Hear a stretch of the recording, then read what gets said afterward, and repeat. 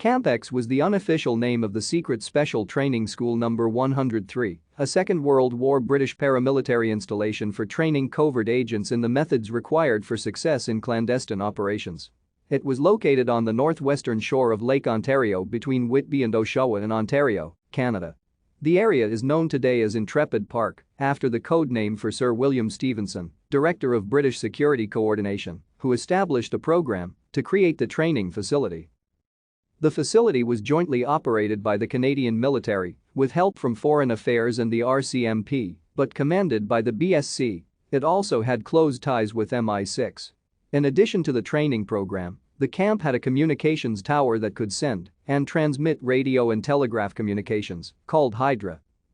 Established December 6, 1941, the training facility closed before the end of 1944. The buildings were removed in 1969, and a monument was erected at the site.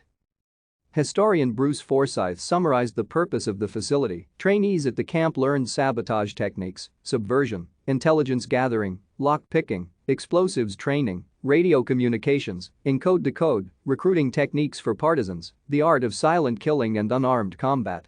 Communication training, including Morse code, was also provided.